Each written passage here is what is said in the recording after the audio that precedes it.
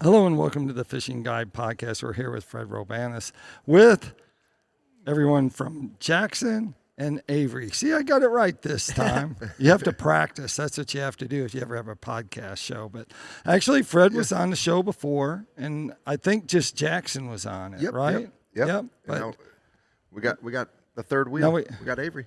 So we're going to start with greatest catches ever in your history of fishing. We're going to start with you, and we're going to work our way down. So maybe it was the biggest fish or the biggest stringer. What would it be? Well, I mean, it's obvious. The greatest catch was my wife, Julie. So I could have these two boys, right? Oh, my gosh. He is scoring all kinds of points right now. I just earned a week of free fishing. Wow. That's Without awesome. chores. That's awesome. Till you get home and your grass is up to the knee. Yeah, she does say she has 3 kids, 3 boys. So anyway, Right. no, my biggest, greatest fish catch. It's funny because I really don't know the size of this fish. Now, I was 12 years old and I was fishing off a dock and I threw a black and blue jig with a green pork rind. Right. And I caught a giant bass. And I had my old Larry Nixon Team Daiwa rod reel combo. It was cool. And it was on 12-pound line, and I brought it up to the ranger station at this Lafayette Reservoir in California where I grew up. And all they had to weigh it was a little spring scale that dropped down to 12 pounds. Right. And we put it up there, and it dropped right down to 12 pounds. So they gave me 12-pound lake record at the time. Right. And, it was on a little Polaroid photo. They just printed out right there and then put it on the little on the bulletin board. Yeah, and stick attacking it. Lake record, new lake record caught. Well, it's a special fish because it really got my drive and passion into fishing and wanting, it was cool. Like, you accomplish something at a young age and everyone's just like, oh my gosh, you see that big fish? It just made you feel good, like you won a big tournament, And it kind of instilled the, where I'm at now, making bass fishing, not just a dream, but a reality. So now looking back on it, I do have this, if you guys look at my Instagram account, it's like the first photo pinned. And you guys can judge the size of it. Looking at it, I've caught plenty of 12. I weighed a 13 in a tournament one time, and I can tell you it's bigger than that. So you guys can make your own judgment on it. I can tell you it's a minimum of 12 pounds, but I'm thinking it's probably closer to 15. Wow. That takes us up to Jackson, who Jackson also got to go to Zimbabwe. I did get to go to Zimbabwe. Yeah. So great big, what we learned, what we'd say were crawdads were down huge. There. Yeah, but what's your biggest bass that you ever caught? That's a hard one. My biggest bass, probably 7 3/4, 8 pounds. I've caught a bunch in that range, or a couple in that range, not a bunch. Right. I've caught a bunch around 6 3/4 to 7 pounds, but I've caught 3 or 4 probably closer to 8. Right. The other day I was fishing, my second Toyota Series ever at Sam Rayburn. It was March 1st or something like that. And I'm running the first day. I have 16 pounds, 17 pounds. Nothing great, but it had me in the mix to make the final day. Second day, I'm kind of struggling. Caught a 5 right off the bat and then nothing to go with it. So I'm at 14, 15 pounds. And it's getting close to the end of the day. I run in the back of some creek that I honestly thought was 5 fingers. It was called Norris. Right. Yep. And I'm like, man, all right. Well, I know historically there's been a lot of big fish caught. I go look down on LiveScope, and there's just one giant sitting down there. Drops straight down on his head. He comes up slowly, hits it, and I'm like, oh, it's a big catfish. Comes up, wallers, and I'm like, oh, that's the one, and it was a 7-11. So that's now my biggest I've caught in a tournament. But I know the more I fish out of state and whatnot, I'm going to get a big one before long. That's right. And Avery, what's your biggest bass? So it's a 6-pound smallmouth. Wow, a smallmouth, 6 pounds? So you had traveled with your dad up somewhere, hadn't you? Yes, sir. What lake? Do you remember? Lake Ontario. Ontario. Oh, Ontario. Has he ever taken you to Lake Champlain? That's a phenomenal place. Yeah. Yeah, Champlain. And is he taking you to Minnesota, to La Crosse? Yep. You remember that? La Crosse. When he was up there and he was saying all kinds of words that he's not supposed to say. Because that place is like full of rocks and sandbars. Sandbars. Oh, It's a man. lot like home. Do you have your own boat or kayak? I do not have my own boat or kayak, but Oh, really? we do have kayaks that I fished out of. All right. So Yeah, he it's pretty funny much has his because he just last week, I'm gonna interrupt this a little bit here because we got a funny story here. Last week, right right after we worked the Bassmaster Classic Expo, we came home and we've had these kayaks for a few years since Jackson has been fishing some of the tournaments back a few years ago before we got into the bass boat. Anyway, we decided to go kayaking. We're like, let's go kayaking. So we went out there, and I had actually hooked into a little tiny one, flipped my kayak, and lost my rods, and I'm in the water wallering, and I'm hearing him screaming and hollering, and he had actually caught his PB largemouth simultaneously as I flipped my kayak. So he's over there hollering. He's got all the attention over there, and that was what, 4.5, 5 pounds, something like that. Wow. And I'm You're drowning. I'm drowning. Well, we wore life jackets. We were Were smart. you on Darnell? No. Oh, Luckily, we were in a pond not too far away.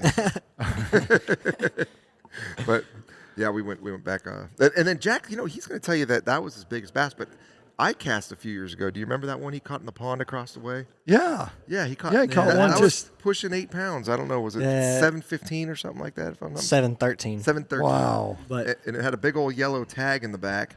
And I made him let it go before we looked at it, and it would have been $200. no, it could have been a boat. They said because Phoenix that year. See, with, he's got a better Florida, memory of you letting him make It was a him let minimum. It was a go. minimum of $300, and it could have been Wow. up to a boat. So I'm like, I like that to play sucks. it down a little bit because it was my fault. Right? That's what I'm just go ahead and let it go. So do you have a boat? I do have a boat. Yeah, I have Your own my- boat? Fiberglass? My dad's Kinda? backup boat, kinda. So Yeah. Is it a Phoenix? It is a Phoenix. It's a Phoenix Dang, XE. So really? I'm With very Miller blessed. Tech batteries? Miller Tech batteries. Got to run the best, and it's decked Right. out. And Garmin units? Garmin units. I got a Who's few better? of those. I hate to interrupt you, but who's better at live scope fishing? It's- Avery or Jackson or your dad?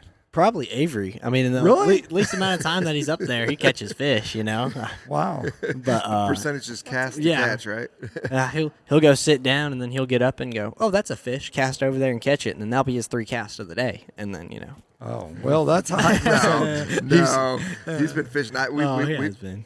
We get up there, and we had a little tournament the other day, the 3 of us Oh. out there. We were up there and throwing some bladed jigs and some Bill Lewis rattle traps. Yep. And caught quite a few. So they both made Dad look silly.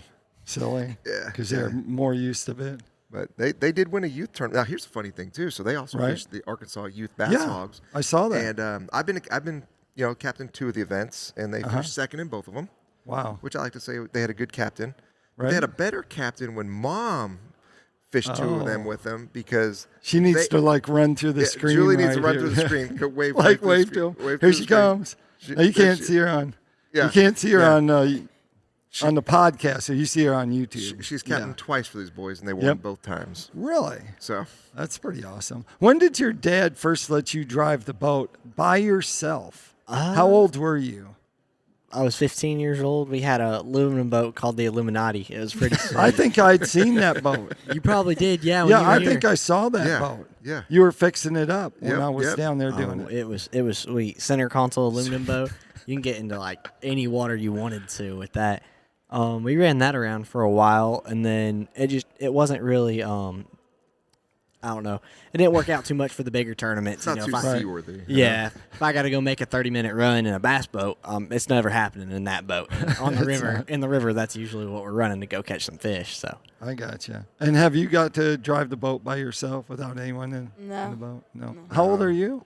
13. Oh, 13? See, You're at a prime age almost. First thing we do with them, I mean, we got to bring this up because a lot of kids getting into fishing and getting into Right. boats. Is we make sure they do their boat and safety classes first. They want to, Right. they get that card, and then we feel more confident, that they can go out there and run the boats. But Jackson did it.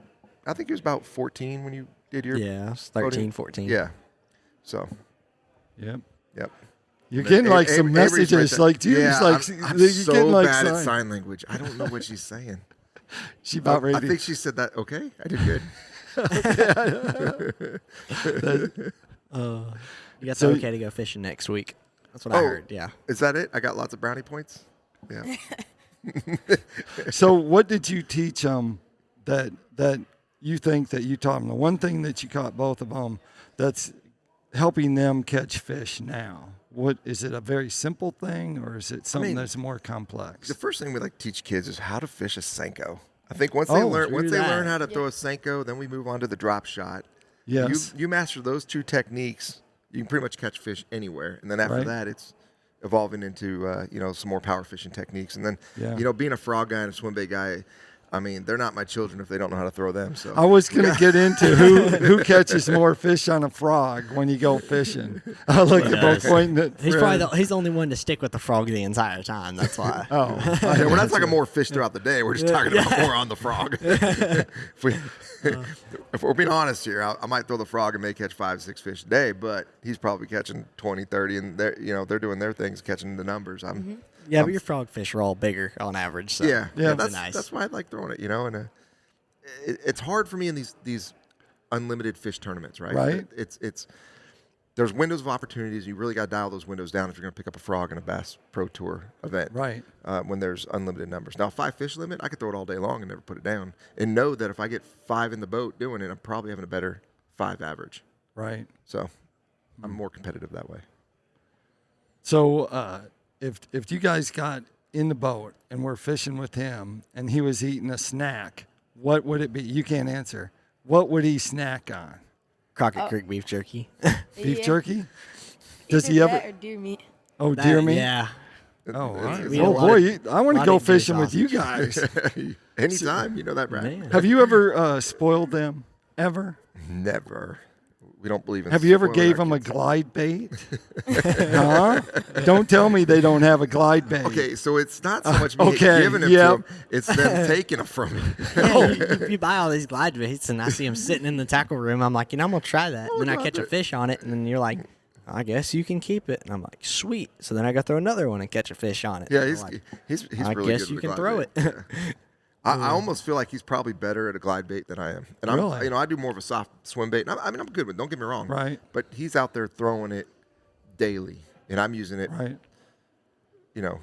under certain situations. So If you had to give one secret about your dad away, what would it be? And you're next, unless he can't answer it quick enough. What's the one secret? I don't know. Does he sit around and watch football on Sunday afternoons when he should actually be mowing the lawn? Is there some kind of... Usually watching fishing at that Yeah. point. Oh, all right. No secret, huh? Man, I can't think of a secret at the moment. see, I taught him well. yeah, Loose, I guess. loose lips sink ships. They know better than say any secrets. If you had to make them do one chore, and they had to do one chore at least once a week or every day, what would that chore be? For it'd be different for both of them. Okay, all right. I'd say for Avery, the dishes. 'Cause Wow. he seems to go, Wow. well, he's in that growing stage where he's just eating everything we got, and, Right. and he's just constantly getting new dishes out, and he likes to cook as well. So, Oh. I think dishes would be great for you, and Jack, I think just cleaning your bass boat, dude. Okay. Keep it clean, wash Oh. It usually is clean. I just right now, man, especially fishing in that grass, you got all your soft plastics on the bait. You're ripping them off, throwing them down, Right. flipping a new one. And so, when I get back, that's what I need to it. Yeah, work this on. whole floor is like All soft plastics. Yeah, but it's like a trophy, you know. You're like, I caught a 4-pounder on that bait right there. That one right there. I don't know how many fish I caught on that. He used to take those and re-pour them and Right. make baits himself, but Now he's being more- sponsored by Yamamoto and stuff, We just keep going. we're not as frugal. Jack, you're going to graduate. Where are you off to? So I'm off to Murray State College in Oklahoma, being Okay. Tishomingo. It's a Yep. 2-year college, and they have a great fishing team. They're a newer team, but Okay. I'm incredibly proud that I get to go there. Is it on Yeah. scholarship? It is on scholarship, Sweet. so it's even better. Yeah. But, Look at Fred. He's like, yeah. He like cheer. Hence why he gets to use a bass boat. I gotcha. And Yeah. All right. it saved me a little money. So Yeah, I'm excited. They said they fish like 14 tournaments, 7 tournaments a semester, and I Wow. can fish a majority of them. So I'll be happy. And then I got a few championships I'm gonna be fishing this fall. Toyota Series championship, hopefully Right. the BFL championship to make the All American. Right. I got a few that I'm working on, and then I get to go to South Africa in December to fish Wow. and maybe make gold again. Be amazing. That's or make pretty gold awesome. for the first time. You know, your dad, he's got a bunch of gold.